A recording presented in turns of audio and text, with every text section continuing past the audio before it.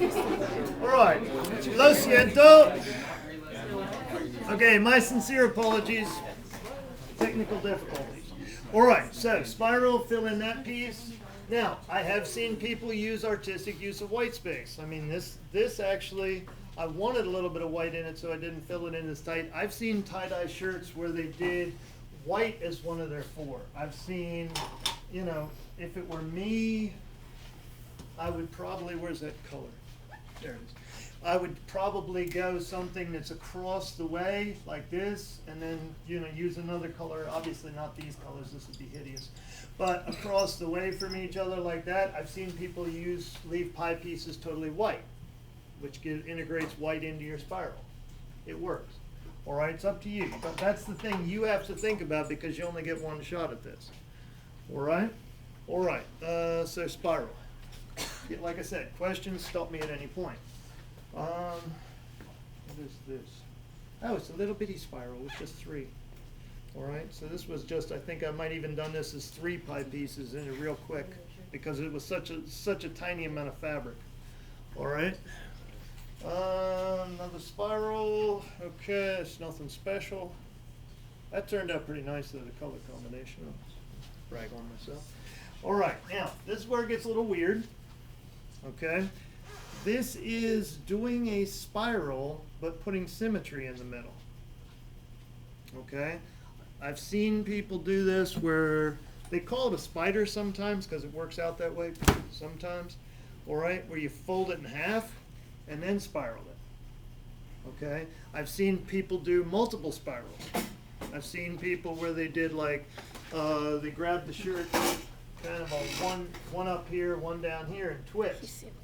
It can work, but I'll tell you, if you only got one shot at a shirt, I wouldn't suggest it. Okay? And you definitely want to be judicious in your placement of spirals. I had one young lady put 2 spirals, one here, one here. She wouldn't wear the shirt. All right? Just saying. Okay. Each to his or her own. I'm not judging. All right. So those are the basic patterns. Now, this was, I'm going to do what I want to no matter what you say. Okay? It's kind of got a Shroud of Turin thing going on, but other than that, I don't know. I think what they did was they tried to do a symmetry and then did a pleat from the neck and then did a spiral down here. Yeah, no. All right? Okay. This one here. Oh, that looks great. You can't do this. Okay, this is not possible. This is not tie-dye. All right, if you look closely, this is spray-on. What they did was they covered certain areas with fabric or something, and then they sprayed it. This will not, you cannot do this kind of intricate pattern. You cannot write your name. You cannot do anything that you expect it to have a specific shape.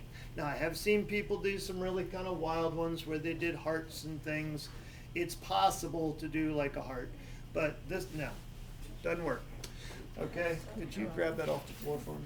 All right, this one, interesting. This is what's called a flag fold, where they actually folded it multiple times. The other thing was with this one, they let it sit in their car for about 3 days. Okay, before they actually washed it, so it really bled. All right, so that turned out all right. All right, anything else here? I think that's it. Okay, so those are the basic patterns. Any questions on patterns? Okay. Second piece is colors. You guys know the color wheel, right? Okay, so you got red, what? Blue and yellow, yes? Okay, and then the in-betweens are what? Orange. Right? And green. That's no, purple. Green doesn't go there. That wouldn't work real well. All right? And purple. Now, here's my suggestion to you. If art people, you can correct me if you like. Okay. Using 2 or 3 of the primaries always works. Just with the understanding that where they come into contact and bleed, you're going to get some of the secondaries. Okay, so basically if you do something with red and blue, that's going to work really well, but just know that it'll have some purple on the shirt. Okay, now things I strongly advise against is using 2 or more of the secondaries together. Rationale is when you mix all the colors, what color do you get? A brownish black. And it's more of a baby turd brown than anything else. It's really not pretty. Okay? Now, so you think about your color scheme. I'm not going to tell you what to do, that's your business. All right, I will have all the basic colors. I will have pink. I will have a black, a tie-dye black. It's not a deep, dark black, but it's a tie-dye black that works pretty well. What else do we have usually? Now, if you want a color that, if you want to dye your shirt one color, that's your business. I just assume not you waste that much dye, but it's up to you. All right. If you have a very specific color you'd like to try for, we can talk about, I can mix you up a separate small beaker for yourself. Okay? Now, here's what's going to happen on Monday. First of all, you are absolutely positively going to glove up. Okay? You've got to glove up. The reason is this, first of all, the fixer that these shirts will be soaking in is strongly basic. I think it's like pH 12. Okay, this stuff will burn. All right? You will glove up. I would strongly suggest you wear clothes about which you don't care. Okay, or that you work very carefully. If you really want, you've aprons as well, haven't you? I have some. Okay, and I have some, but I find most people aren't too worried. As long as you're cautious, you're fine. So what you'll do is you'll come in, there'll be buckets. You'll grab the size shirt that you ordered. You will wring it out. Now, it's really important that you wring most of the fixer out, because if it's really dripping, it's just gonna be running all over the place while you're working. And one thing that you got to watch for is the reason there's this pile of cardboard there is because you're going to put the cardboard under the shirt. Okay, you put the cardboard under the shirt to soak up some of that liquid, but also to soak up any excess dye that goes through. Now, please hear this. Ready? I've grabbed those boxes from the dumpster over here. They're all clean, but some of the logos and labels that they put on them will bleed into your shirt. So make sure you use the side of the cardboard that's not printed with anything. Okay, every year somebody does it the wrong way around and they're like, I've got all this brown on myself. I can't help you, I can't get it out. Okay, so make sure. Now, the dye usually covers it over, but let's not screw that up. Okay, so you come in, you get your shirt, you wring it out over the bucket because you reuse the fixer. Try to get as much of it back in the bucket as you can, not on your shoes. All right? Then what you're going to do is get a set of cardboard. You're going to go over and you're going to pick your color set. It's great if some of you have decided you're going to use similar colors, if you could work at the same piece of cardboard or in the same area so that we can have a bunch of beakers in one place. Right? Okay. You're going to pour the dye on. Okay. So you get the dye, you get it all done, you look in between the crevices, you decide how much dye you want on there, you decide you're done. Okay, so now what you're going to do is we're going to wrap it up with some paper towels, we're going to stick it in a Ziploc bag, all right, and we're going to let it sit. You can let it sit for up to like 24 hours with absolutely no problem. Your minimum is about 4 to 6 hours, which is great because it'll be before you go home for school anyhow, okay? Now, my ask is that you guys coordinate. Some of you consider taking a bunch of shirts and taking them home. Okay. Rationale being is this is the only thing that can be in the washer. Okay. You don't want any of your other clothes in when you wash the shirt. Okay. So you take now. I'll get to that in a second. But anyhow, so when you're done, now before I say that.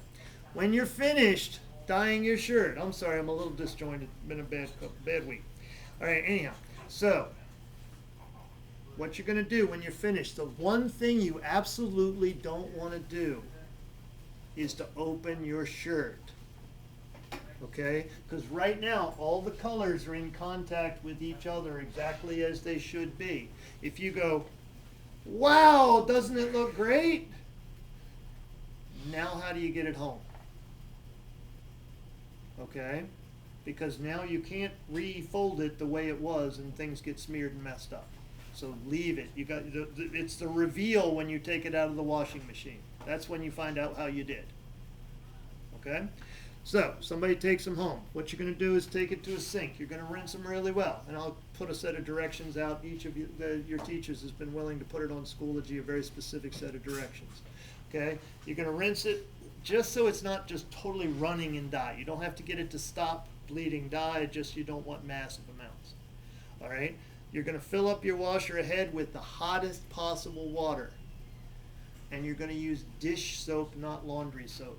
Laundry soap has similar things to the dye. It'll actually take some of the dye off your shirt. Okay, now, important. How many of you have what's called an HE washer? Typically a front loader. You cannot take them home. Because if you put laundry soap in a front, try again. If you put dish soap in a front loading washer, it foams up. And it will shut that thing down, and you go open it up to scoop the foam out, it'll foam up again, you scoop the foam out. You'll do it about 6 times before you can get all the foam out of the washer. So it needs to be a top loader. Now you can go to a laundromat, but I'm not saying you should because they get really grouchy when you do tie-dye shirts at a laundromat. Just saying. All right, so you rinse them out, you get a bowl full of hot, the drum full of hot water, put in some dish soap, toss in the shirts. You can have multiple tie-dye shirts in that they will not commingle. Okay, so the hottest possible setting on your washer, you then take them, put them in the hottest possible setting on your dryer. This is an incredibly endothermic reaction. It takes in the heat, a lot of heat. The more heat you put into it, the better. All right, when it comes out, now they're perfectly safe. They're just a normal t-shirt. Any questions, problems, concerns? Yeah. Okay, so after we wash it with the dish soap, we can just wash it with like regular detergent then? Yeah, these go in the wash with my regular clothes. Okay, that's perfect. Just that first pass. The reason is the dye is still fixing. As long as the dye is in contact with the shirt, the dye is fixing. As soon as you get it fixed and run it through that hot wash, hot dry cycle, it will permanently fix it and it's done the reaction. After that, the only way you can get that dye off is to literally wear the shirt down and wear the fiber down, or to bleach the heck out of it. Even then, I've accidentally gotten bleach on a couple of those and it didn't kill them. Okay. So that's the one nice thing. I actually get I hate to say this, but I get my dyes from a place called Grateful Dyes. I kid you not. It's got a picture of, you guys, Grateful Dead? Okay, sorry. All right. Funny. Any other questions, problems, concerns? Can you kill that?